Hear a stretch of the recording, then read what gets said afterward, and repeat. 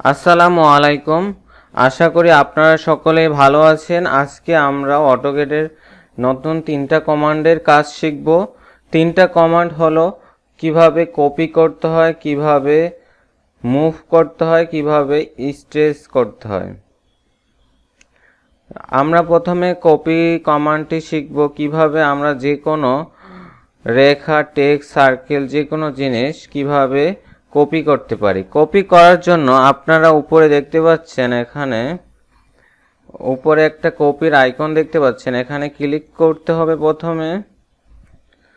তারপর আমরা যে অংশটা কপি করতে যাচ্ছি সেটা সিলেক্ট করব, দেন ইন্টার চাপব।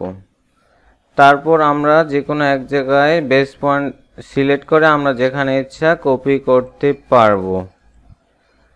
আবার আরেকটা কপির আরেকটা নিয়ম আছে, সেটা হলো আমরা আবার প্রথমে সিলেক্ট করে আবার পুনরায় কপি কমান্ডে ক্লিক করে আবার এক জায়গায় ক্লিক করে আবার আমরা যেখানে ইচ্ছা কপি করে নিয়ে যেতে পারি।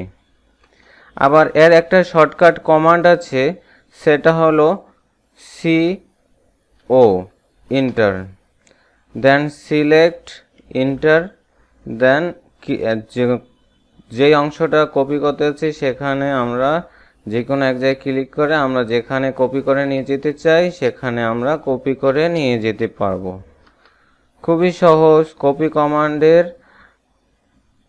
দুইটা নিয়ম, একটা হলো উপরে আমরা টুলস থেকে কপিতে ক্লিক করে আমরা কপি করতে পারি, আবার কিবোর্ডের CO ইন্টার চাপে আমরা কপি করতে পারি। কপি হয়ে গেল, এবার আমরা মুভ করা শিখব। ধরেন এই 3টা সার্কেল দেখতে পাচ্ছেন, এটাকে আমরা এখানে নিয়ে আসব। কিভাবে নিয়ে আসব সেটা নিয়ে যাওয়ার জন্য মুভ কমান্ডের মাধ্যমে আমরা নিয়ে যেতে পারবো। মুভ করার জন্য প্রথমে আমরা এটা সিলেক্ট করব, তারপর কিবোর্ড থেকে ইন্টার, তারপর আমরা যে কোনো এক জায়গায় ক্লিক করে আমরা এটাকে নিয়ে যেতে পারবো মুভ করে। আবার আরেকটা নিয়ম আছে, সেটা হলো আবার আমরা এটাকে সিলেক্ট করব, উপরের ঠিক কপির উপরে একটা 4 কোণা তীর দেখতে পাচ্ছেন, এটা হচ্ছে মুভ কমান্ডের আইকন। এখানে ক্লিক করব, ক্লিক করার পরে আমরা যেই অংশটা মুভ করে নিয়ে যেতে যাচ্ছি সেটাতে ক্লিক করে আমরা যেখানে ইচ্ছা সেখানে নিয়ে যেতে পারবো। এবার ধরেন আপনি স্ট্রেচ করবেন।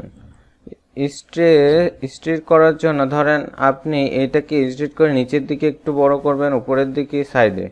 তো কিভাবে করবেন? স্ট্রেচ করার জন্য আপনি প্রথমে এই জায়গায় যে অংশটা স্ট্রেচ করতে যাচ্ছেন সেটাকে সিলেক্ট করবেন এভাবে। ধরেন এই সাইডটা আমি স্ট্রেচ করব, এটা সিলেক্ট করব, করার পরে এখানে দেখতে পাচ্ছেন কপির নিচে দেখেন স্ট্রেচ লেখা আছে, এটাতে ক্লিক করে দেন আমি যে অংশ যেদিকে আমি বাড়াইতে চাই সেদিকে ক্লিক করে আমি টান দিব, বাস এটা দেখেন বড় হয়ে গেছে।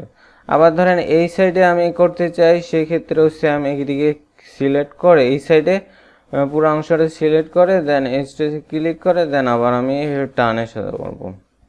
খুবই সহজ। আবার শর্টকাট কমান্ড এন্টার, তারপর আমরা যেই অংশটা স্ট্রেচ করতে চাচ্ছি সেটাতে ক্লিক করে ইন্টার চাপবো, ইন্টার চাপে ক্লিক করে টান দিব, বড় হয়ে যাবে। আবার এই সাইডে সিলেক্ট ইন্টার ক্লিক, দেন আমরা যতটুকু ইচ্ছা আমরা ধরেন এদিকে 10 ফিট করতে চাই। আমরা আমাদের অটোক্যাডের সব কাজ কিন্তু নির্দিষ্ট একটা সাইজের হয়ে থাকে, সেক্ষেত্রে আমাদের অবশ্যই ডাইমেনশনটা শিখতে হবে। ডাইমেনশনটা শেখার জন্য পূর্বে আমাদের একটি ভিডিও আছে আমাদের চ্যানেলে, আপনারা চেক করলেই পেয়ে যাবেন, ওটা দেখে নেবেন। আপনাদের অটোক্যাডের যে কোনো ইঞ্জিনিয়ারিং কিংবা প্রোডাক্ট ডিজাইন হোক, সব ক্ষেত্রে আমাদের নির্দিষ্ট একটা মাপের হয়ে থাকে, অযথা দিলে হবে না। সেটা মাপের দেওয়ার জন্য আমাদের এখানে অটোক্যাডের ডাইমেনশন দেওয়া যায়, সেই ডাইমেনশন অনুযায়ী ড্রয়িং করতে হয়। ইন্টার দিলাম, দেখেন এটা 10 ফিটের একটা হয়ে গেছে, 10 ফিট এদিকে বাড়ে গেছে। শিখে নিলাম আমরা 3টা কিভাবে হচ্ছে অটোক্যাডে কপি করতে হয়, কিভাবে মুভ করতে হয়, কিভাবে স্ট্রেচ করতে হয়। আশা করি তোমরা সবাই করতে পারবে। আজকে এই পর্যন্তই, সবাই ভালো থাকো, ধন্যবাদ।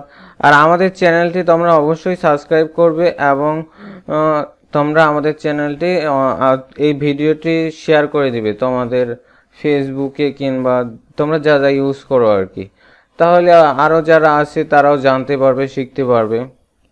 ভালো থাকো, আসসালামু আলাইকুম।